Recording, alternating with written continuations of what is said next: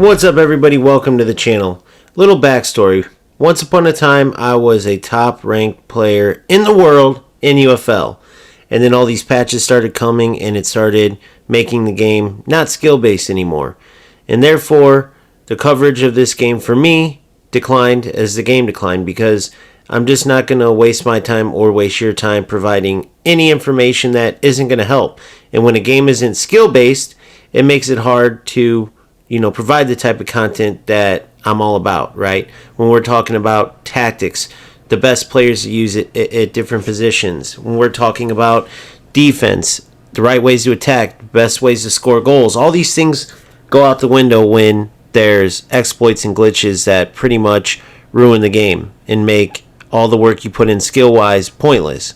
However, there are still players that play this game and try to play it the right way, and I've said it from the beginning, I'm not going to leave them hanging.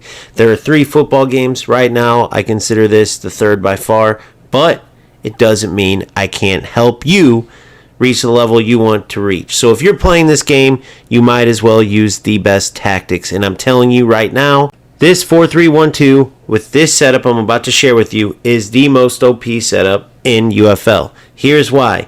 It gives you the best opportunity to take advantage of the lob through ball, whether you're talking about the glitch lob through ball that freezes up the defenders, or just getting your strikers in behind when the defenders are pushed too high up, or the opponent mistakenly pulls his center back to press, and then you get through on goal. It also gives you the best chance to get that 30-yard curler that, for whatever reason, the goalies save everything else, they don't save that. Not to mention, the through ball angles are perfect, right? The through balls in UFL are broken in the sense that they don't just work. When there's an open lane, you have to be at a particular angle, and this 4-3-1-2 gives you those angles. Not to mention your cam making those unmarked runs from deep, and defensively being able to track back and put pressure on your opponents who are trying to just dribble around with that one player and look for that long curling shot, particularly with Ronaldo. Then, defensively, you have those 3 CMs, and you're in the most narrow setup, both defensively and attack. So, even if you lose the ball in attack, your players won't need to close the middle.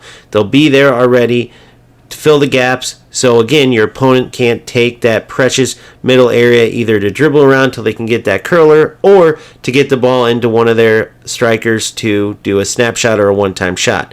It is the best setup by far, and that is the only reason I'm releasing this for you, because again, it is a broken game. I'm not going to share something that's nonsense when I know that exploits are going to win out, right? But whether you utilize exploits or not, this 4-3-1-2 is the best setup and will get you chances. You just have to finish them off. Not to mention, it will give you the best chance to keep the ball out of your net defensively. So let's get into it. You can obviously pause this at any time. You can see the full tactical setup, but just to go through it, defensive style is on balance. Depth of defense is on 3 bars, which is narrow. Width of defense is also narrow. 1 bar is as narrow as you can go, right? On the attacking side, we go long ball, because obviously the long through balls are meta, and we want our players making those long runs. You can always call them 2 if you want them to come 2. Players in the box is 5, and then width of attack, also the most narrow setup. You're going to be pinging the ball around. If you choose in this setup, it is a perfect setup for that. However, if you just want to dribble with, Mbappe or Ronaldo or whoever, you can do that at will with any setup. So that doesn't change. Now, for the individual player duties, as always, goalkeeper, center backs, do not touch. Leave them as they are. For both wing backs, your left and your right back, you want them on the most defensive setting, which is attacking width close to the sideline. Attacking support is don't cross the halfway line. Defensive style, hold your position, and pass interceptions. Situational, you want your defenders staying back. Your center backs and your wing backs, they need to stay back, because you are going to need to pressure the attackers. If you give them space to run around, particularly with the L1, R2, down the sideline, and then they wrap around and score, that one, or just having the space to dribble all around with Ronaldo or Mbappe or whoever they have, they're going to get in on goal, right? So if you have your back 4 there, staying strong, combining with your 3 central midfielders, you're going to be able to give up a lot less goals than you normally would. Now, all 3 of your center mids are also set to the most defensive setting. You have Chouameni in the middle, then you have Camavinga on the left, Valverde on the right for my squad. For you, who knows what it is, you can obviously add a more attacking right-sided or left-sided CM, or 2 attacking CMs on each side. And then that middle one, you're going to want that traditional number 6, or you could go all 3 super defensive. It really doesn't matter because all of your goals, if not all of your goals, are going to be coming from your front 3. So your center mids are set to attacking support. Don't cross the halfway line. Crosses into the box is hold your position, and pass interceptions situational. Their number 1 job is to combine with the back 4 to keep the opposing offense from getting any shots off, right? Particularly with your center mids, they don't want to let up those long distance curlers, probably coming from Ronaldo. But they will also serve as the spark to your attack, either connecting through balls to your attackers to their feet, or those lob through balls. Now your cam is going to be very active, so make sure you have a substitute for this position. He is going to be coming back to provide back pressure on the opposing attack, but also making deep runs past the strikers, right, through on goal, and also serving a lot of through balls or lob through balls to your strikers. So in my case, I have Chiesa, but just make sure you have a sub because you will need one for this position. So the duties are: attacking style is attacking runs, crosses into the box, make yourself available.